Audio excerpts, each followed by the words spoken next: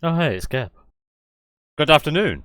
It's been a while since I've done one of these, but to be honest, I don't like leaving something half finished. So let's go through the next three sets where I recommend common and uncommon staples that you should craft or pick up physically. Before we get into things though, here is the methodology I use to find and verify these staples.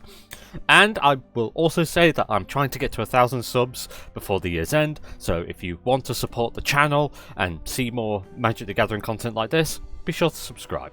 But with that all out of the way, get right into it. First, we go to Aetherdrift, and the first card we're looking at is Stock Up. Look at the top 5 cards of your library, put 2 of them in your hand, and the rest on the bottom of your library in any order. This is a strictly better divination. Looking 5 deep and drawing 2 just for 3 mana is incredibly pushed for a standard uncommon. Usually, cards with this much velocity force a restriction, like Advice from the Fae back in Shadowmoor, where you have to have more creatures on board than your opponents in order to get the 2 cards. By keeping it a +1 in card advantage, with no strings attached, all the while enabling some deck filtering, allows it to be included in many archetypes, from Is it Prowess to dig past lands to keep up the pressure and spell chaining, to Temur Omniscience decks that help map out and assemble the pieces required to combo off, to control decks where it functions as a sorcery speed dig through time style effect that guarantees land drops or finds specific answers late. Overall, a very efficient card for what it does. Next up, we have the eject button, Bounce Off. Basically, it's unsummon with an extra card type stapled to it. Now, is that extra card type a common occurrence? No, but why would you run unsummon when you can get a slightly more typal coverage for the same cost? And this rhetorical question is why it's featured in so many decks, such as Prowess and Spell Elementals to trigger Prowess chains while swinging past bounce blockers. Meanwhile, slower strategies such as Azorius Lockdown and Jeskai Control rely on it to break up the opponent's early game momentum or buy them that one crucial turn needed to drop their actual win conditions. Even tribal lists, like Mono Blue Elementals, pick it up just to dictate the pace of the game. As a common, it really does the heavy lifting when players need it most. Now, let's have a look at Intimidation Tactics. For just 1 black mana, your opponent reveals their hand. You get to exile an artifact or creature card right out of it. Oh, and it also has cycling for 3. This card is a masterclass in solving the historic problem of targeted hand disruption. Usually, discard spells are incredible on turn 1, but turn into an absolute nightmare when you top deck them on turns 6 or 7, when really, you're just looking for gas. By throwing cycling into the text box, you're given a potential out in the late game, all the while lowering the risk of a dead draw from the top deck. Plus, restricting the targets to creatures and artifacts makes it the ideal sniper rifle for a meta heavily defined by aggressive threats and decks that rely on key artifacts. As such, mid-range and control structures like Mono Black Demons and Golgari Control rely on it to shred their opponent's curve or scout out for answers before they drop their own massive win conditions. On the other hand, a deck like Dimir Excruciator uses it as an ultra-cheap disruption tool to make sure that the coast is clear before executing its game plan. Ultimately, for the cost of an uncommon wildcard, you're buying hand disruption, perfect information, and a late game velocity net, all packed into a single deck slot. Moving away from the raceways of Aetherdrift and shifting gears into Tarkir Dragonstorm, we have Wild Ride. For just a single red mana, you get a sorcery that gives a creature +3/+0 and haste until the end of the turn. But what makes this card really stand out is its set's signature mechanic, Harmonize for 4 and a red. This allows you to recast a spell directly out of the graveyard, letting you tap a creature to reduce that steep generic mana tax by an amount equal to that creature's power. This design is a brilliant way to reward smart sequencing and combat math. On its own, it's a standard aggressive pump spell, but when paired with the right board state, the math becomes incredibly efficient, allowing players to convert the creature's physical power into a literal mana discount. Because it requires an aggressive, spell-heavy ecosystem to really thrive, the main decks this is present in is Izzet and Grixis Prowess, but it can also be easily used in many red-based aggro decks, so long as you can use the double dip efficiently. Next we head to Brute. Yep, it's Strategic Betrayal.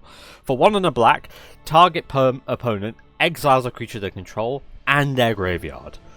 This is an edict effect that forces the opponent to choose and exile one of their own creatures, but because it targets the player and uses the word exile, it completely ignores defensive keywords like hexproof, ward, and indestructible, and at the same time completely removes the player's graveyard. This is a brilliant example of role compression. Edict effects and graveyard hate are often printed on separate cards, so having them together for the low price of 2 mana, it acts as a baseline interactive spell that passively keeps graveyard abusing decks from running away with the metagame, all without requiring players to dilute their main deck with narrow situational hate cards. Which is why it is present in most black-based decks, including Mono Black Demons and Kongoro Control that we mentioned earlier, where handling tall individual threats is the priority for them before transitioning into their late-game threats. Dimir Mill and Dimir Excruciator run it as an insurance policy against reanimated decks by allowing them to mill aggressively and then exile those resources. And finally, even the reanimated decks themselves run this card as a way to deal with the mirror matchup. Overall, at the cost of an uncommon wildcard, you're getting an answer to one of the hardest to interact with mechanics in the game, all the while seamlessly including graveyard hate into your deck. Now, for one final breath, before we go into our first Universes Beyond set, we have Dispelling Exile. For 1 and a blue, you get an instant speed soft counterspell. The base text forces your opponent to pay 2 extra to resolve their spell. However, it comes with an additional optional cost. You can behold your dragon by revealing 1 from your hand or choosing 1 you already control on the battlefield, and that tax jumps from 2 all the way up to 4. The Behold mechanic allows you to get the maximum tax bonus for just holding a dragon threat in your hand. It bridges the gap between early game survival and late game payoffs perfectly, essentially turning your temporary soft counter into pretty much a hard counter for just 2 mana.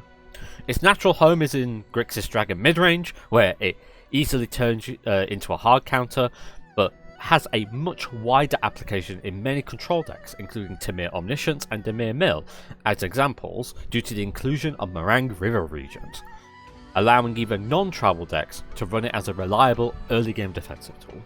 Leaving the dragon-filled skies of Tarkir behind, we are stepping into our very first Universes Beyond set with a trip to the worlds of Final Fantasy to look at an absolute classic, Fire Magic. For a single red mana and instant speed, this card introduces the highly flexible tiered mechanic. It gives you 3 iconic modes depending on how much generic mana you want to pump into it. The base mode, Fire, costs no extra mana and deals 1 damage to each creature. Pay 2 extra generic mana for Fira, and it steps up to 2 damage, and if you pay a extra 5 generic mana, you get Firaga, which rains down a full 3 damage onto the entire board. This card essentially compresses 3 different anti-aggro tools into a single deck slot, acting as a turn 1 safety valve that can easily scale into the mid to late game as a board wipe as the match progresses, and that scalability is why it is seen inclusion in many control decks, particularly when paired with Tablet of Discovery or other cards which help pay for those higher tier costs. Ultimately, for the bargain price of a common wildcard, you are unlocking some of the best anti-aggro infrastructure available to control players in the format. This is a safe, high utility pickup that you can get tons of mileage out of. And now for our final card, we have our defensive counterpart to Fire Magic, Restoration Magic. For a single white mana at instant speed once again, this card again utilizes the tier mechanic to offer 3 distinct modes of protection and healing. You can do Cure for no extra cost to give a target hexproof and indestructible until end of turn. For 1 extra generic mana, you can stick on Healing for 3 life on top of that. And then finally, for 3 and a white extra, you get Curagar, giving your entire board hexproof and indestructible while gaining you 6 life. Ultimately, for the price of a common wildcard, you're getting a very highly flexible protection spell that scales from a cheap single target trick to a full-blown combat turnaround, which is why it appears in 2 distinct archetypes. Mono white life gain for the obvious synergy of gaining life while protecting your pieces, but you can also run this in Boros Burn, as counterintuitive as it sounds, it's a way to keep your aggressive creature from getting blown up by spot removal, allowing you to keep up that pressure. If you're building a board around aggressive creatures or life gain strategies, this is a premium tool that ensures your board state stays exactly where it belongs. Alive. So, there you have it!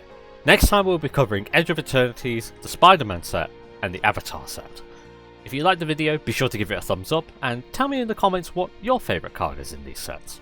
Otherwise, thank you very much for watching, and I'll see you all again next time. Bye bye.